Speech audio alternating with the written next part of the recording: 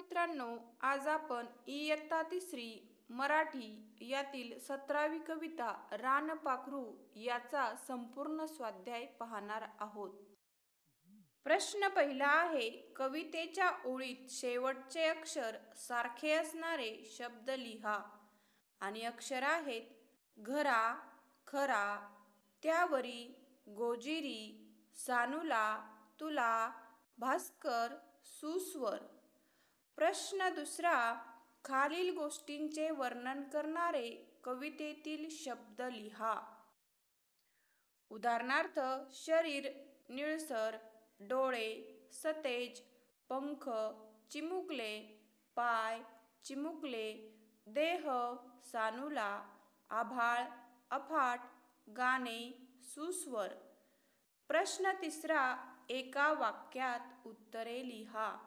त्यातील प्रश्न एक आहे, कवितेतील मुलगी रोज सकाळी कोणाला घरी बोलावते?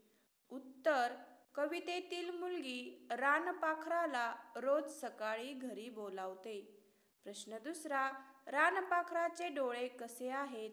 उत्तर, रानपाखराचे डोळे चमचमणाऱ्या गोजिऱ्या रत्नांसारखे आहेत.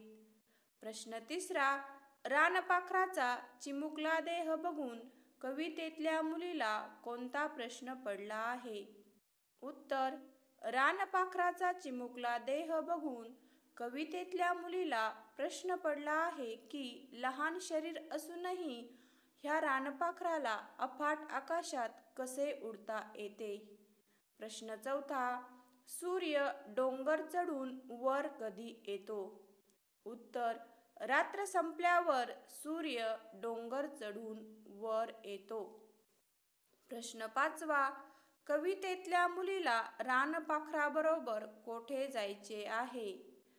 आणि उत्तर आहे, कवितेतल्या मुलीला रानपाखराबरोबर त्याच्या घरी जायचे आहे. प्रश्न सहावा, कवितेतल्या मुलीला भेटायला कोण येणार आहे?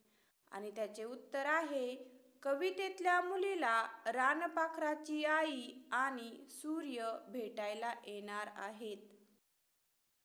प्रश्न सातवा, कवितेतल्या मुलीला मजा केव्हा येईल असे वाटते? उत्तर, जेव्हा कवितेतल्या मुलीला रानपाखराची आई आणि सूर्य भेटायला येतील तेव्हा. आता प्रश्न चौथा, कोणाला म्हटले आहे? जीवाचा मित्र रानपाखरू, गोजिरी रत्ने, रानपाखराचे डोळे. प्रश्न पाचवा, कवितेतल्या मुलीला रानपाखरू गाणे गाऊन उठवते. खालील मुले कशी उठत असतील याची कल्पना करून रिकाम्या जागा भरा. आता उदाहरणार्थ, रेशमाला तिची आई उठवते. ती रेशमा उठ लवकर अशा हाका मारून उठवते. सतीशला मोबाईलच्या गजराने जाग येते. मोबाईल टिंब टिंब असा आवाज करून उठवतो. आणि उत्तर, सतीशला मोबाईलच्या गजराने जाग येते. मोबाईल ट्रिंग ट्रिंग असा आवाज करून उठवतो. 2. भिकूचे घर दाट जंगलात आहे. त्याला टिंबटिंबच्या आवाजामुळे जाग येते.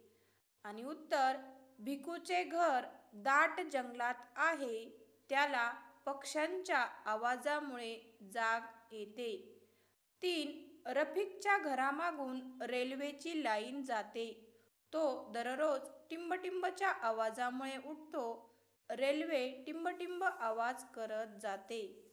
आणि उत्तर, रफिकच्या घरामागून रेल्वेची लाईन जाते. तो दररोज रेल्वेच्या आवाजाने उठतो. रेल्वे झुकझुक आवाज करत जाते. 4. रेवतीचे घर घाऊक भाजी बाजारासमोर आहे. बाजार पहाटेच सुरू होतो. रेवती दररोज टिंबटिंब अशा आवाजांमुळे उठते. आणि उत्तर आहे, रेवतीचे घर घाऊक भाजी बाजारासमोर आहे. बाजार पहाटेच सुरू होतो. रेवती दररोज भाजी घ्या भाजी अशा आवाजांमुळे उठते. 5. जानकीचे घर एस टी स्टँडच्या अगदी मागे आहे. त्यामुळे ती दररोज टिंबटिंबच्या टिंबटिंब अशा आवाजामुळे उठते. उत्तर: जानकीचे घर एसटी स्टँडच्या अगदी मागे आहे, त्यामुळे ती दररोज एसटीच्या पॉम पॉम अशा आवाजामुळे उठते. 6. जमीलाची आई चादरीच्या कारखान्यातच काम करते. त्यांचे घर कारखान्याच्या आवारातच आहे. जमीला रोज टिंबटिंबच्या आवाजामुळे उठते. उत्तर: जमीलाची आई चादरीच्या कारखान्यातच काम करते. त्यांचे घर कारखान्याच्या आवारातच आहे. जमीला रोज यंत्राच्या आवाजामुळे उठते. पुढे, दिनेशचे बाबा नगरपालिकेच्या बागेचे रखवालदार आहेत. बागेच्या एका कोपऱ्यातच त्यांचे घर आहे. दिनेशला रोज टिंबटिंबच्या टिंबटिंब अशा आवाजामुळे जाग येते. आणि उत्तर: दिनेशचे बाबा नगरपालिकेच्या बागेचे रखवालदार आहेत. बागेच्या एका कोपऱ्यातच त्यांचे घर आहे. दिनेशला रोज कोंबड्यांच्या कुकूजकू अशा आवाजामुळे जाग येते.